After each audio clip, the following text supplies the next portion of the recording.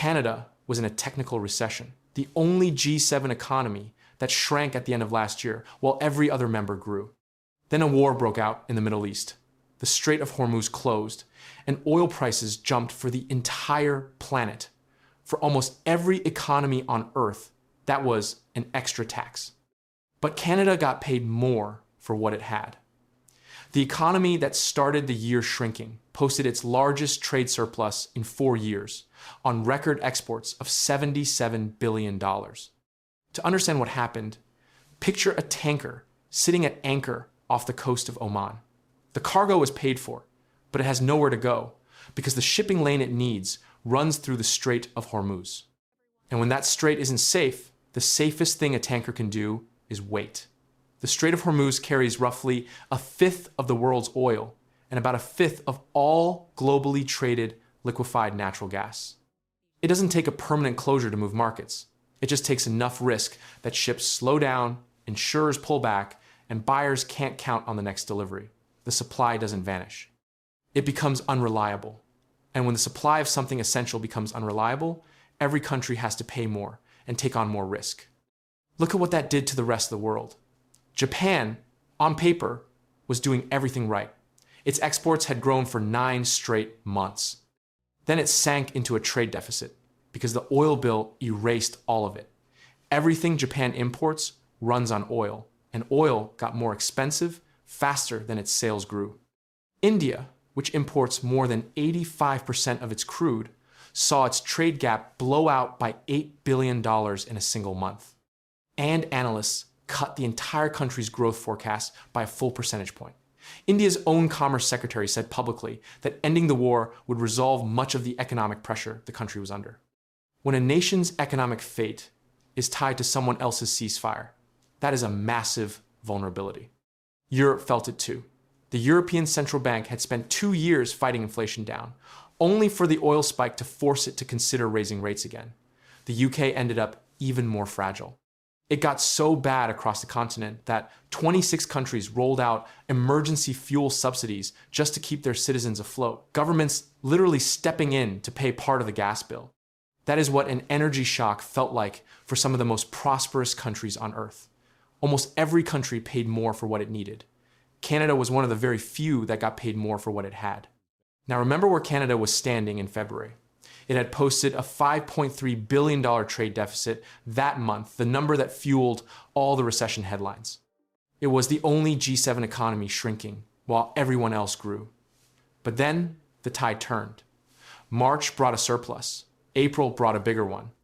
May was bigger still, 3 consecutive months in the green, with exports up 22% over 4 months. And here's the curious part. Even the professionals watching this economy full-time did not see it coming. The consensus forecast for May was a $2.5 billion surplus.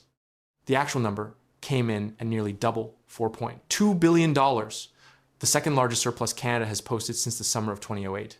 Then came the most unexpected number of all. Canada's trade surplus with the United States hit $11.6 billion, the largest since January 2025. Think about that. Canada is in the middle of a tariff war with Washington. American tariffs are still technically hitting Canadian steel, aluminum, and lumber. And yet Canada ended up with a bigger trade surplus with the very country taxing it. How does that happen? The answer is simple. Tariffs are policy. Geology doesn't care about policy. And when the world suddenly needs what only a few countries have, policy loses to geography every time. So what exactly did the world need from Canada badly enough to override a trade war? Start with aluminum. Canadian producers had already been redirecting shipments to Europe over the past year to dodge U.S. tariffs. And by spring, those flows were drifting back toward the U.S. as tariff pressure eased. Then the Gulf went offline, taking about 10% of the world's aluminum shipments with it. Canadian aluminum exports to Europe jumped 50.7% in a single month, $2 billion, the highest since 2022. That's just one product. And if you want the real story behind how Canada is still holding its ground through tariffs, wars, and hard times, hit join below to join the membership for exclusive documentaries you won't see anywhere else about Canada's progress and rise through uncertainty. The Strait of Hormuz carries over 30% of the world's traded urea, the base of the fertilizer that grows a large share of the planet's food. When those shipments stalled, sulfur, a key fertilizer input produced in Alberta and Saskatchewan, spiked, driving a 37% jump in that export category. Farmers around the world suddenly paid more for fertilizer they desperately needed to feed their populations, and much of the alternative supply came from Canada. Canada also sent its first shipments of gold ore and concentrates to China, a category that more than doubled in a month. And nuclear fuel exports rose 55%, most of it headed for Europe, because when the world's energy plan breaks, the backup plan is Canada. Here's what all these examples have in common. None of them were new to Canadian trade. Aluminum, sulfur, uranium, gold, these are things Canada always had. The world was simply blocked on its go-to option and turned to Canada instead. There's a name for that role in a supply chain, the backup supplier. Not the world's first call, but Plan B. And Plan B typically gets to charge a premium precisely because Plan A failed. By many measures, the country of Canada got richer this spring thanks to the war. The problem is that Canadians did not. On the morning the record surplus was announced, the Canadian dollar did nothing. It actually drifted slightly lower. The market just shrugged at a 4-year high trade surplus and record exports. The reason is that Canada exported more in dollars, but not in volume. Total exports in real terms were essentially flat, with volumes actually declining slightly. Canada didn't produce more. It produced differently, and it charged a premium for the goods the world needed as a backup. And when you charge a premium rather than boost volume, a specific kind of person gets rewarded. A volume boom means new shifts, more jobs, more investment. A price increase means the same players collect more, mostly companies and the government. The federal deficit narrowed by $11.5 billion last quarter, partly on energy revenues. The average Canadian paycheck saw none of it. In fact, Canadians paid the same war premium at the pump as everyone else. The one place ordinary Canadians actually benefited was interest rates. Most countries hit by energy imports had to raise their rates. Canada kept it at 2.25%. So if you were up for a mortgage renewal this spring, you were in a far better position than the rest of the world. That gap is the one piece of the windfall a regular household could actually bank. But notice something important.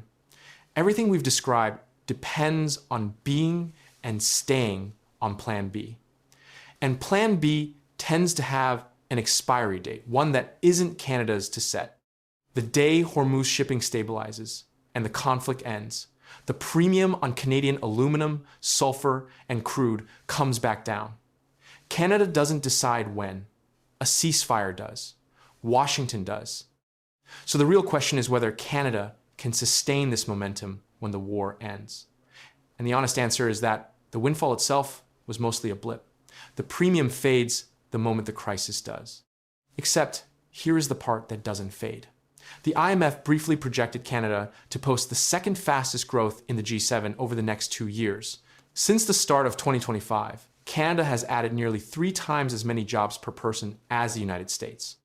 Foreign direct investment reached $96.8 billion in 2025, the highest total since 2007. And the single most important number of all is debt. Canada's net debt sits at about 10% of GDP. The average for the rest of the G7 is roughly 10 times higher. That's why other countries had to spend billions subsidizing fuel, while Canada's deficit shrank instead. Canada could absorb an oil shock. Most of the G7 simply couldn't. That is what stronger actually means here. Not necessarily richer in a way you'd feel at the grocery store, but richer relative to nearly everyone else who lived through the same 6 months. Richer in position, in balance sheet, and in where the world chose to send its money while things were shaky. And most importantly, 30% of Canadian exports now go to countries other than the United States, up from about 25% before the pandemic. The shift is incremental, but it's vital for trade independence. So, did the war make Canada richer? Yes, relative to almost every country that lived through the same crisis. But the deeper truth is this: the windfall was luck. The position Canada built to catch that luck was not. The world turned to Canada because it has the geology others need, the political stability they can count on when their own suppliers get risky, and enough room on its balance sheet to absorb a shock that flattened everyone else. Washington's tariffs were meant to weaken Canada. Instead, they pushed Canada to diversify.